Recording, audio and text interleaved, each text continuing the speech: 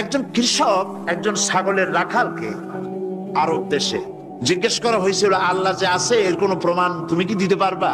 তুমি কি প্রথমে বলো আল্লাহ আছে, তুমি কি বিশ্বাস করো? অবশ্যই করি। আল্লাহ আছে, এর কোনো প্রমাণ আছে তোমার কাছে? কোনো প্রমাণ নাই, তবে আমি বুঝি আল্লাহ আছে। বলে কেমনে? কয় যে আমি তো ছাগলের রাখাল, আমি তো লেখাপড়া করিনি, আমি দার্শনিকও না, বিজ্ঞানীও না, কিছু না, ছাগল পালি। আমি চিন্তা করি ছাগলে খায় ঘাস আর পায়খানা করে কতগুলো ক্যাপসুলের মতো ট্যাবলেট, আল্লাহ যদি না থাকবে এগুলো হয় কেমনে? ওর মাথা যেমন ও বুঝছেও তেমন। কথা বুঝতে পেরেছেন? ছাগলের রাখাল ছাগলের পায়খানা দেখা ওর মনেও চিন্তা আসে, নিশ্চয়ই কেউ পরিকল্পনা করে এরকম করে। কিন্তু ইউনিভার্সিটিতে কিছু সংখ্যক শিক্ষক আছেন জনগণের 12 কোটি মুসলমানের পয়সা দিয়া বেতন খায় আর বলে আল্লাহ নাই। একজন তো এই কথা কয়ে মরিয়ে গেছে। মরার সময় বেচারা বুঝতে পারছে যে কবরে গেলে দশাটা কি হবে, সেই জন্য কবরে যাব না। বলে দিল আমার দাফন করবে না, কাফন দিবা না, জানাজা দিবা না, এমনি নিয়া ফেলাইছ। তারপরে কি বলে মেডিকেল কলেজে দিয়ে দিও, ছেলেরা আমাকে অপারেশন করিয়া কাটাছেড়া করিয়া অপারেশন শিখবে। তার ওসিয়ত অনুযায়ী কাজ হয়েছে। এত বড় বুদ্ধিজীবী, তো তার ওসিয়ত তো শোনাই লাগে।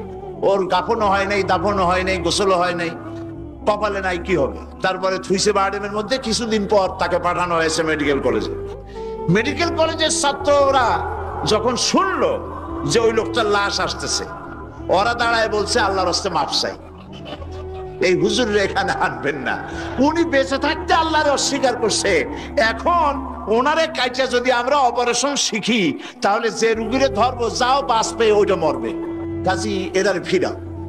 এরপরে মিয়া কোনো জায়গায় নিল না, আবার মিয়া বারডেমের ডিপ ফ্রিজের মধ্যে রেখে দিছে। আমার এখন চিন্তা হয়েছে যে এই লাশটার যদি এখন রাস্তায় ফেলায় দেয়, কুত্তাও খাবে না।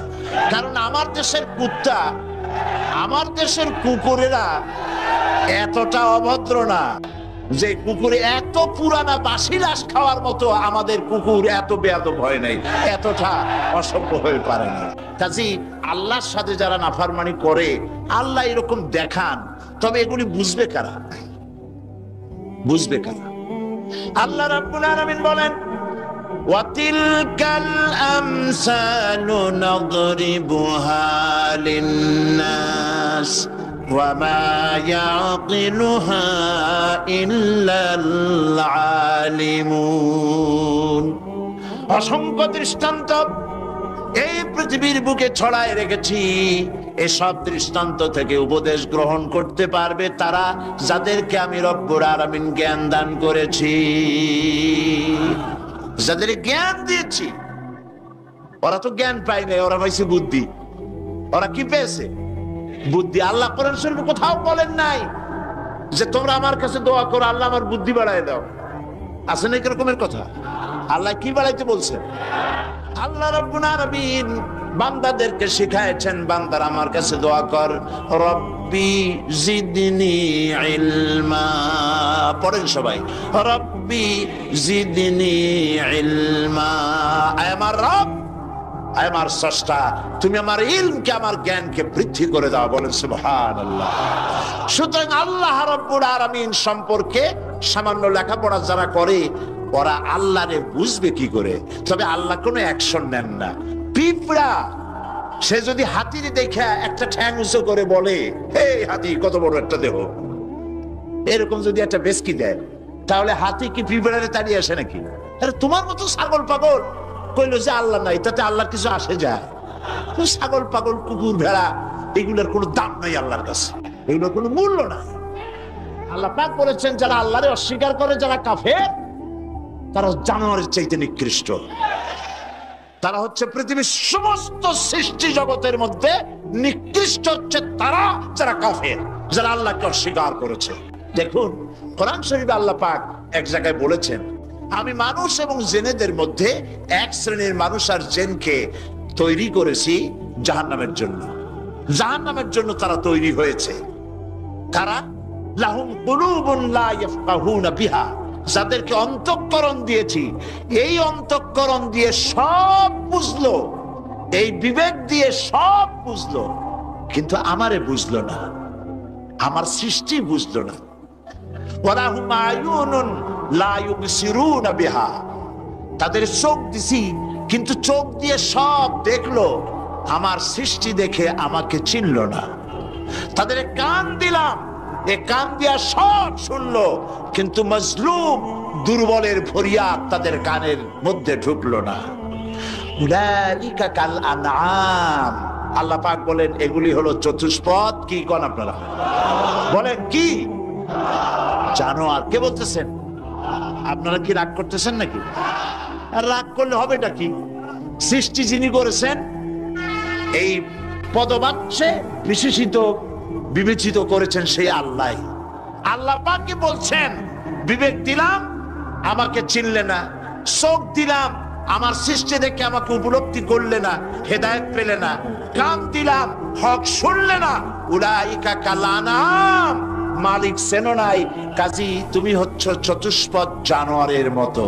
এ পর্যন্ত বললে না হয় হতো, কিন্তু আল্লাহ আরো একটু আগায় গেলেন। আল্লাহ পাক সামনে গিয়ে বললেন বালহুম আদাল, জানোয়ারের চাইতে নিকৃষ্ট।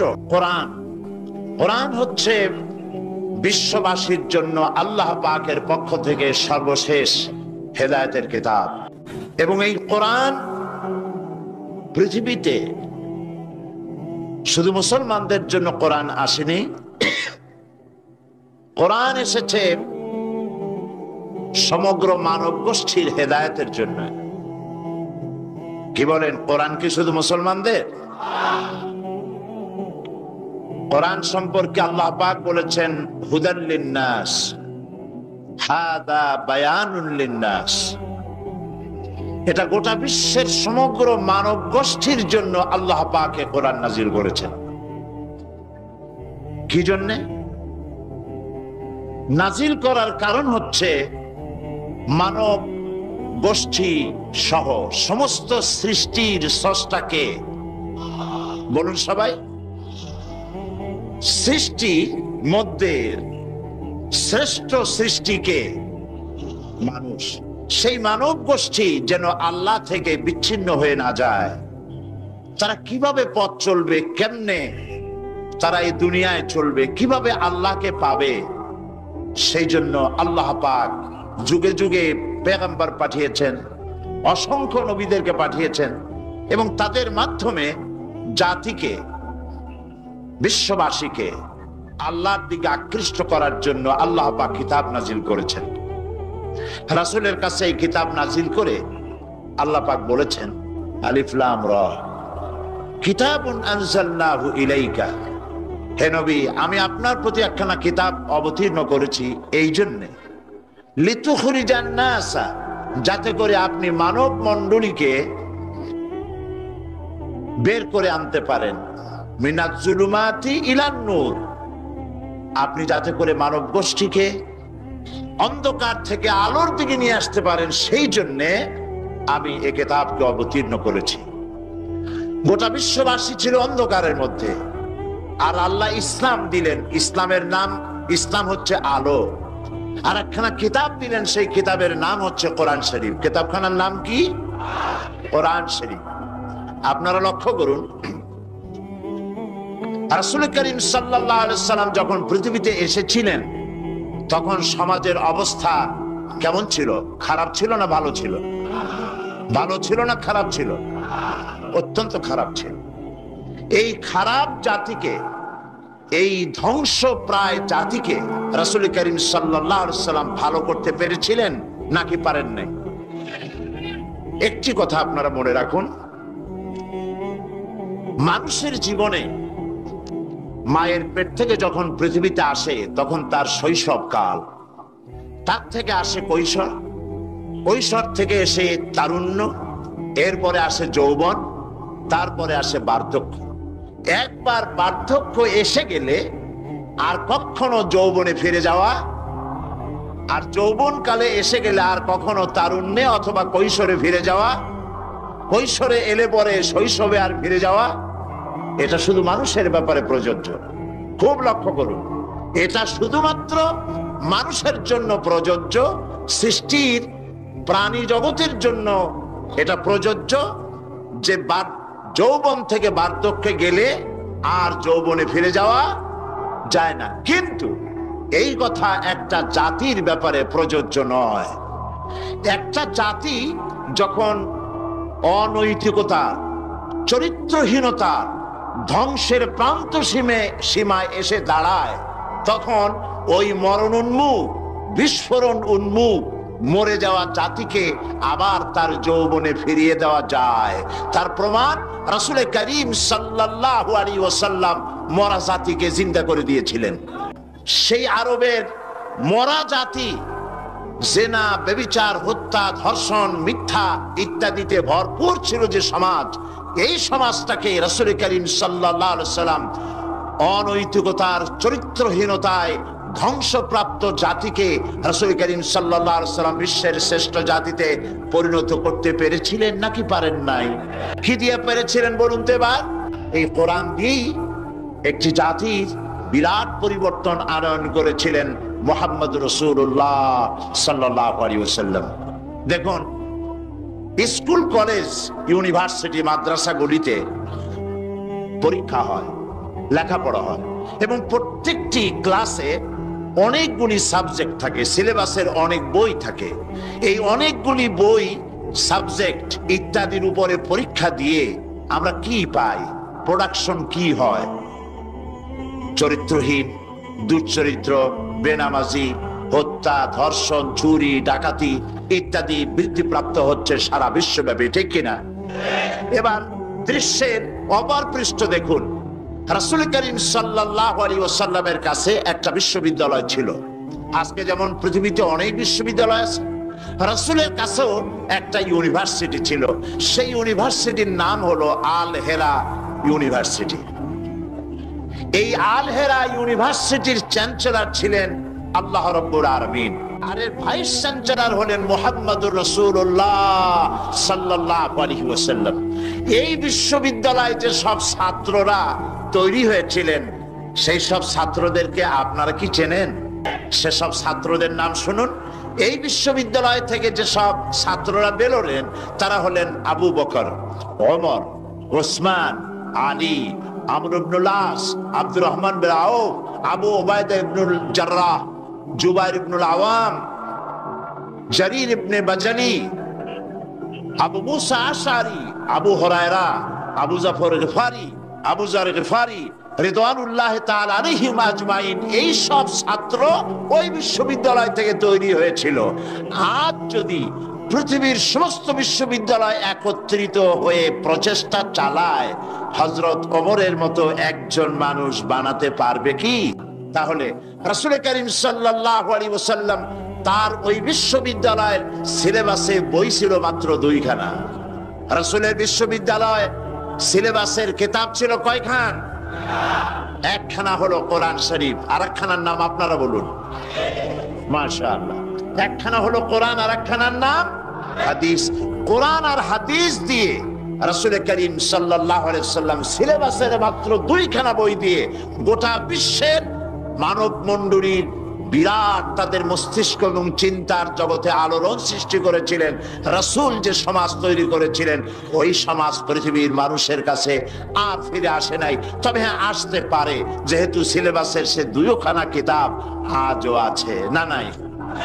রাসূলুল্লাহ বলেছেন, খায়রুল কুরুনে কারনি, সর্বশ্রেষ্ঠ যুগ হচ্ছে আমার যুগ। সর্বশ্রেষ্ঠ যুগ কার? রাসূলের যুগ। কেউ যদি প্রশ্ন করে যে কোরআনের মূল টার্গেট কি, কি জিনিসের দাওয়াত মানুষের সামনে কোরআন পেশ করেছে, তাহলে বলতে হয় যে দাওয়াতটা দিয়েছে সর্বপ্রথম, সে দাওয়াতের নাম হচ্ছে ঈমান। তো আমি এখন যে জিস্ট সাংবাদিক ভাইদের জন্য বলতে চাই সেটা হলো এই, যে মুমিন ব্যক্তির নিকট ইসলামের সর্বপ্রথম দাবি হচ্ছে ঈমান। আর এই ঈমান আল্লাহ এবং তার রাসূলের পেশকৃত কতগুলি বিষয়ের প্রতি নিঃশর্ত বিশ্বাসের নাম হচ্ছে ঈমান।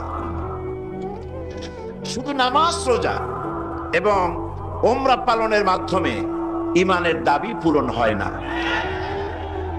জীবনের সকল দিক এবং বিভাগে আল্লাহ এবং রাসূলের পূর্ণাঙ্গ নিঃশর্ত আনুগত্যই ঈমানের দাবি। এর বিপরীত আচরণের নাম মুনাফিকি বা কুফরি। আমাদের দেশে দুর্ভাগ্যজনকভাবে, অত্যন্ত দুর্ভাগ্যজনকভাবে রাষ্ট্রীয় পৃষ্ঠপোষকতায় ঈমানের বিপরীত কার্যক্রম শুরু হয়েছে। যেমন আগুনকে সম্মান প্রদর্শন করা, ভাস্কর্যের নামে যত্রতত্র মূর্তি নির্মাণ করা, মানুষের প্রতিকৃতি ছবি স্থাপন এবং তাতে মাল্যদান করে মাথা নিচু করে সম্মান প্রদর্শন করা, কপালে তিলক পরা, হিন্দুয়ানি কায়দায় বর্ষবরণ করা, বসন্ত মেলা, পৌষ মেলা, ভালোবাসা দিবসের নামে বেহায়াপনা, মঙ্গল প্রদীপ জ্বালানো ইত্যাদি বাঙালি সংস্কৃতির নামে যা কিছুই করা হচ্ছে তার অধিকাংশই দ্বীন এবং ঈমানের সাথে আদৌ সঙ্গতিপূর্ণ নয়। আমরা লক্ষ্য করেছি দেশে যেটা হচ্ছে সেটা হচ্ছে হজ এবং উমরার নামে আমাদের নেতৃবৃন্দ এবং সরকারের উচ্চ পর্যায়ের ব্যক্তিবর্গ হজ এবং উমরার নামে মক্কা মদিনা গমন করেন, কিন্তু দাদা বাবুদেরকে খুশি করার জন্য গয়া, কাশী বা শান্তিনিকেতন থেকে সংস্কৃতি আমদানি করেন। এটা আর যাই হোক, এর নাম মুসলমানই নয়, এর নাম হচ্ছে সুস্পষ্ট মুনাফিকি। এখন অবস্থা দৃষ্টে যা আমরা দেখতে পাচ্ছি তা হলো এই, ধর্মনিরপেক্ষতার নামে ইসলামের ইতিহাস, ঐতিহ্য, সংস্কৃতি চিরতরে মুছে ফেলার জন্য মারাত্মক ষড়যন্ত্র চলছে। আরেকটি বিষয় হলো দেশে জনগণের নিকট তাওহীদের ধারণা স্পষ্ট না থাকার কারণে শিরক আর বেদাত মারাত্মক আকার ধারণ করেছে। সওয়াবের নিয়তেই লোকেরা অজ্ঞতাবশত শিরক করছে, পীর পূজা, মাজার পূজা, আস্তানা পূজা করে মানুষ তাদের ঈমান নষ্ট করছে। অন্যদিকে সাধারণ মানুষের অজ্ঞতার সুযোগ নিয়ে স্বার্থান্বেষী মতলববাজ কিছু লোক নিজেদেরকে অলি সম্রাট, সুফি সম্রাট, হুসনাক সম্রাট ইত্যাদি দাবি করে ইসলামের বিকৃত ব্যাখ্যা দিয়ে জনগণকে বিভ্রান্ত করছে। তাসাউফের মতো মহান এবং পবিত্র বিষয়টিকে ব্যবসার হাতিয়ার বানিয়ে ওরস শরীফ, গোসল শরীফ, নরস শরীফ, খসরস শরীফ এর নামে কুল্লু শরীফ করে মুসলমানদেরকে বিভ্রান্ত করছে। এমত অবস্থায় প্রত্যেক মুসলমান নরনারীকে ইসলামের সর্বপ্রধান এবং সর্বপ্রথম দাবি ঈমানকে কোরআন এবং হাদিসের আলোকে বুঝে নিতে হবে এবং এর দাবি পঙ্খু রূপে মুসলমানদের মেনে চলতে হবে। এই হলো আজকের বক্তৃতার সারাংশ আমি সাংবাদিক ভাইদের জন্য তুলে ধরলাম। কোরআনে কারীমের মূল দাওয়াত হচ্ছে ঈমান। সেই কথাটি কোরআনে কারীম থেকে আল্লাহ পাক বলছেন। আমরা চাই পৃথিবীতে শান্তি চাই আর আখিরাতে মুক্তি চাই। কয়টা জিনিস চাই আমরা? দুটি জিনিস। একটা চাই পৃথিবীতে শান্তি আর আখিরাতে মুক্তি। এই তিনটি জিনিস আমরা দাবি করি বা চাই। এখন এই শান্তি, দুনিয়ার শান্তি এবং আখিরাতের মুক্তি কিভাবে হবে সেজন্য আল্লাহ পাক বলছেন, ইয়া আইয়ুহাল্লাযীনা আমানু হাল আদুল্লুকুম আলা তিজারাতিন তুনজিকুম মিন আযাবিন আলীম তু'মিনুনা বিল্লাহি ওয়া রাসূলিহি ওয়া তুজাহিদুনা ফি সাবিলিল্লাহ وتجاهدون في سبيل الله بأموالكم وأنفسكم ذلكم خير لكم إن كنتم تعلمون صدق الله العظيم। আল্লাহ পাক বলছেন সূরা আস-সাফ, হে বিশ্বাসীরা, তোমরা যারা ঈমান এনেছো শোনো, আমি কি তোমাদেরকে এমন একটা ব্যবসার কথা বলবো না যে ব্যবসায় তোমাদেরকে জাহান্নামের কঠিন পীড়াদায়ক শাস্তি থেকে রক্ষা করবে? এমন একটি ব্যবসার কথা আমি কি তোমাদেরকে বলবো না? তার মানে হচ্ছে অবশ্যই আমি তোমাদেরকে এরকম একটি ব্যবসার কথা বলবো। সুবহানাল্লাহ বলেন। কিভাবে চললে পরে জাহান্নাম থেকে মুক্তি পাওয়া যাবে সে কথাটি আল্লাহ পাক গোপন রাখেননি, ওপেন সিক্রেট। তিনি তো বান্দাদেরকে এজন্য সৃষ্টি করেন নাই যে বান্দাগুলি তিনি সব জাহান্নামে দিবেন। তিনি তৈরি করেছেন মানুষকে হেদায়েত যেন তারা পায়, সেই জন্য আল্লাহ পাক তাকে জ্ঞান দিয়েছেন, নবী দিয়েছেন, কিতাব দিয়েছেন। আল্লাহ পাক বলছেন আমি অবশ্যই এমন একটা ব্যবসার কথা তোমাদেরকে বলবো। সেই ব্যবসাটা কি? সেই ব্যবসাটা হচ্ছে, সেই ব্যবসার জন্য 3টা পুঁজি লাগবে। কয়টা পুঁজি? একটা হচ্ছে ঈমান বিল্লাহ, আল্লাহর প্রতি ঈমান। আরেকটা হচ্ছে রাসূলের প্রতি ঈমান। আরেকটা হচ্ছে আল্লাহর রাস্তায় জিহাদ করা, মাল দিয়ে আর জান দিয়ে। এই 3টি জিনিস। ঈমান আনা ফরজ। ঈমান আনা কি? আল্লাহর প্রতি ঈমান আনা কি? রাসূলের প্রতি ঈমান আনা কি? এবং আল্লাহ রাসূলের আইন প্রতিষ্ঠার জন্য জিহাদ করা কি? 3টি জিনিসকে আল্লাহ পাক ফরজ করে দিয়েছেন। কে ফরজ করেছেন? আসুন ধীরে ধীরে আমরা এই 3টি বিষয় আলোচনা করি। ব্যবসার কথাটা আল্লাহ বললেন কেন? ব্যবসার কথাটা এই জন্য বলেছেন, এর মধ্যে 2টি কারণ আছে। একটা কারণ হলো এই যে মানুষেরা ব্যবসাটা বোঝে খুব ভালো। ব্যবসার দিকে মানুষের মনটা খুব আকৃষ্ট থাকে।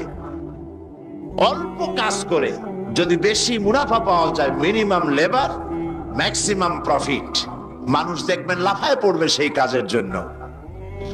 মাওলানা এহতেশামুল হক থানভী রহমাতুল্লাহ আলাইহি তার এক ওয়াজের মধ্যে বলেছেন, আমি শুনেছিলাম, তিনি বলেছেন কিয়ামতের দিন, এটা রূপক কথা, কোরআন হাদিস নয়।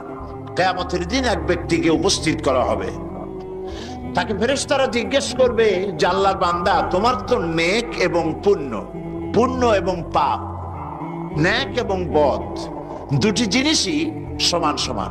এখন বলো তুমি কোথায় যাবা? তুমি কি বেহেশতে যাবা না তুমি দোজখে যাবা? লোকটি বলছে, সে লোকটি ছিল খুব বড় ব্যবসায়ী। সে বলছে ফেরেশতা ভাই, আমি দোজখও চিনি না, বেহেশতও চিনি না, যেখানে গেলে আমার 2 পয়সা লাভ হবে সেইখানে আমি তোমায় আমারে পাঠাও।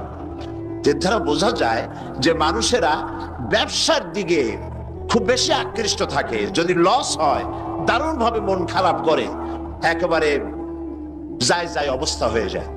এই জন্য ব্যবসার কথা আল্লাহ তুলে ধরলেন যাতে করে মানুষের মনটা ব্যবসার কথা শুনে আকৃষ্ট হয়। এ হলো 1। 2 নম্বরে, ব্যবসা করতে শুধুমাত্র পুঁজি লাগে না, আরো অনেক কিছু লাগে। শুধু পুঁজি হলে কি ব্যবসা হয়? যদি শুধু পুঁজিতে ব্যবসা হয় তাহলে আপনারা চেষ্টা করেন না। 10 লাখ টাকা নিয়ে নামেন, ব্যবসা সম্পর্কে কোনো জ্ঞান নাই, ব্যবসার কিছু জিনিসপত্র কিনে নিয়ে 10 লাখ টাকা বা 20 লাখ টাকার পুঁজি নিয়ে বসেন, 1 মাসও লাগবে না আপনার দোকানের লাল বাতি কয়েকটা জ্বলার জন্য, ঠিক কিনা? তাহলে ব্যবসা করার জন্য শুধু পুঁজি যথেষ্ট নয়, পুঁজির সাথে সাথে ব্যবসার জ্ঞান থাকতে হবে, ঠিক কিনা? অভিজ্ঞতা থাকতে হবে, জ্ঞান থাকতে হবে। এবং ব্যবসায় পুঁজি খাটাইয়া জ্ঞান নিয়ে বসে থাকলে হবে না, শ্রম দিতে হবে, লেবার দিতে হবে, রাত জাগতে হবে, চেষ্টা করতে হবে। দেশ বিদেশের ওই মালের, যে মালের ব্যবসা আপনি করেন তার দাম কোথায়, কেমন, কোথা থেকে কিনলে লাভ, আপনি এখানে বিক্রি করলে লাভ বেশি হবে, এই সব ব্যাপারে চিন্তা ভাবনা করতে হবে, শ্রম দিতে হবে, মেধা দিতে হবে, রাত জাগতে হবে, দৌড়দৌড়ি করতে হবে। এত কিছু করার পরে তারপরে ব্যবসা হওয়ার সম্ভাবনা আছে, তবে লসের সম্ভাবনাও উড়ায় দেওয়া যায় না। আল্লাহ পাক বলছেন আমার সাথে একটা ব্যবসা করো। এই ব্যবসাটা হলো ঈমানের ব্যবসা। এই ব্যবসাটা কিসের ব্যবসা? ঈমানের ব্যবসা। এই ব্যবসার জন্য, এই ব্যবসাটার উদ্দেশ্য কি? জাহান্নাম থেকে বাঁচা। বলেন ব্যবসার উদ্দেশ্য কি? জাহান্নাম থেকে বাঁচার জন্য একটা ব্যবসা আমার সাথে করো। সেই ব্যবসাটার পুঁজি হলো ঈমান। সেই ব্যবসার ক্যাপিটাল কি? ঈমান। সেই ঈমান লাগাইয়া বসে থাকলে হবে না, শুধু পড়লে হবে না লা ইলাহা ইল্লাল্লাহু মুহাম্মাদুর রাসূলুল্লাহ। জোরে পড়েন লা ইলাহা ইল্লাল্লাহ, লা ইলাহা ইল্লাল্লাহ লা ইলাহা, অল্প দিবা, লা ইলাহা ইল্লাল্লাহু মুহাম্মাদুর রাসূলুল্লাহ। এই কলেমার পুঁজি খাটাইয়া বসে থাকলে হবে না, ঈমানের জন্য পুঁজি খাটাতে হবে। পুঁজি হলো জাহান্নাম থেকে বাঁচার জন্য, পুঁজি হলো ঈমান। সেই ঈমান খাটাইয়া কলেমা পড়ে বসে থাকলে হবে না, শ্রম দিতে হবে, চিন্তা করতে হবে, রাত জাগতে হবে। যার উপরে ঈমান এনেছেন তার উপরে ঈমান আনার কারণে যদি অত্যাচার আসে সহ্য করতে হবে, বরদাস্ত করতে হবে। এরকম নয় ঈমান এনেছি এই কথা বলবেন আহাসিবান নাসু আইয়ুতরাকু আইয়াকুলু আমান্না ওয়া হুম লা ইফতানুন। আল্লাহ রাব্বুল আলামিন বলেছেন, লোকেরা কি একথা ভেবেছে ঈমান এনেছি এই কথা বলার সঙ্গে সঙ্গে বিনা পরীক্ষায় আমি তাদেরকে জান্নাত দেব, এটা কি মনে করেছেন, মনে করে নিয়েছে নাকি? ওয়া হুম লা ইফতানুন, তাদেরকে পরীক্ষা করা হবে না, অবশ্যই পরীক্ষা করা হবে। শুধু ঈমান এনেছে এই পুঁজি খাটালে হবে না, পরীক্ষা দিতে হবে, কষ্ট করতে হবে, মার খাইতে হবে, জেলে যেতে হবে, পরিশ্রম করতে হবে। এই ময়দানে হচ্ছে উত্তপ্ত ময়দান। এই ময়দান কি ময়দান? এটা কুসুমাস্তীর্ণ নয়, এটা কণ্টকাকীর্ণ ময়দান। সুতরাং আল্লাহ পাক বলছেন পরীক্ষা দিতে হবে। এই ঈমান আনলে পরে ঈমানের পুঁজি খাটাইয়া, তুমি যেমন ব্যবসার পুঁজি দিয়া চুপ করে বসে থাকলে যেমন ব্যবসা হয় না, এখানেও ব্যবসা হবে না কলেমা পড়িয়া। শুধু কলেমা পড়তে হবে, বিশ্বাস করতে হবে, এটার জন্য কাজ করতে হবে এবং কালেমা ভিত্তিক শাসন প্রতিষ্ঠার জন্য আন্দোলন করতে হবে, ময়দানে থাকতে হবে। আর এই কাজগুলি করলে পরে তখন আল্লাহ রাব্বুল আলামিন রাজি হবেন, খুশি হবেন, এর পূর্বে নয়। তবে দুনিয়ার ব্যবসা করতে গেলে সেই ব্যবসায় লাভও আছে, লোকসানও আছে। আল্লাহ রাব্বুল আলামিন বলেন, আমার সঙ্গে যে ব্যবসাটা করবে ওই ব্যবসাটা হচ্ছে, আমার সাথে যে ব্যবসা করবে এই ব্যবসায় লোকসানের কোনো সম্ভাবনা নাই, কোনো লস নাই। বাঁচলেও লাভ, জেলে গেলেও লাভ, ফাঁসির মঞ্চে চললেও লাভ, মরে গেলেও লাভ, মার খাইলেও লাভ। এটা সব জায়গায় লাভ আর লাভ। সুবহানাল্লাহ বলতে ইচ্ছে করে না? কারণ তুমি মার খাচ্ছ কার জন্যে? জেলে যাচ্ছ কার জন্যে? ফাঁসির মঞ্চে চড়ছ কার জন্যে? সুতরাং তোমার তো কোনো দুঃখ থাকার কথা নয়, তোমার তো কোনো চিন্তা থাকার কথা নয়। আমাকে তো আমার আল্লাহ শিখেই দিছেন কি, কুল ইন্না সালাতি ওয়া নুসুকি ওয়া মাহইয়ায়া ওয়া মামাতি লিল্লাহি রাব্বিল আলামিন। পড়েন আমার সাথে, আল্লাহ পাক বলেন, বলো নিশ্চয়ই আমার নামাজ, আমার কুরবানি, আমার হায়াত, আমার মত সবকিছু আল্লাহ রাব্বুল আলামিনের জন্যে। কার জন্যে? তাহলে মুমিনের কি কোনো দুঃখ থাকার কথা, কোনো কষ্ট থাকার কথা? নিশ্চয়ই নয়। মুমিন সর্বাবস্থায় আল্লাহর উপরে রাজি থাকবে, খাইরিহি ওয়া শাররিহি মিনাল্লাহি তাআলা। আমার উপরে যদি কোনো বিপদ আসে অথবা আমার যদি কোনো সুখ আসে, সবকিছু কার পক্ষ থেকে? হয়রান হওয়ার, পেরেশান হওয়ার কোনো কারণ নাই। আমার জন্য যা হয় তার মধ্যে কল্যাণ আছে। আমি বুঝি না কল্যাণটা কত দূরে, তবে কল্যাণ হবেই হবে ইনশাআল্লাহ। আল্লাহ পাক বলছেন, শোনো, আল্লাহ আল্লাহর উপরে ঈমান আনতে হবে। তুমিনুনা বিল্লাহ, আমরা কি জাহান্নাম থেকে বাঁচতে চাই? তাহলে আল্লাহ পাক বলছেন আমার উপর ঈমান আনো। এখন আল্লাহর উপর ঈমান আনার জন্য 4টি শর্ত আছে। কয়টি শর্ত? মুখস্থ করেন। আল্লাহর উপর ঈমান আনার জন্য 4টি শর্ত। 1 নম্বরের শর্ত হচ্ছে আল্লাহ পাক আছেন, এটা বিশ্বাস করতে হবে। অনেক মুমিনও অনেক সময় প্রশ্ন করে বসে বিপদ দেখে, আল্লাহ কি আছে? এই চিন্তাই এই ধরনের পেরেশানি আর হতাশ হয়ে কথা বলতে পারে কেবলমাত্র যাদের ঈমান যত দুর্বল, বিপদে তারা তত বেশি হতাশ হয়। আর ঈমান যত সবল, সে জানে যে আল্লাহ পাকের ফয়সালার অতিরিক্ত কিচ্ছু হবে না, যা হবে সবটাই আমার আল্লাহর ফয়সালা। কার ফয়সালা? সুতরাং আল্লাহ পাকের উপরে ঈমানটা আনতে হলে 4টি শর্ত লাগবে। একটা হচ্ছে আল্লাহর উপরে ঈমান এনেছে, এই কথাটা বললেই হবে না। ঈমান এনেছি, 4টি শর্ত লাগবে। প্রথম হচ্ছে আল্লাহ আছেন, এটা স্বীকার করতে হবে, বিশ্বাস করতে হবে। 2 নম্বরে আল্লাহর গুণাবলী সহ আল্লাহকে বিশ্বাস করতে হবে।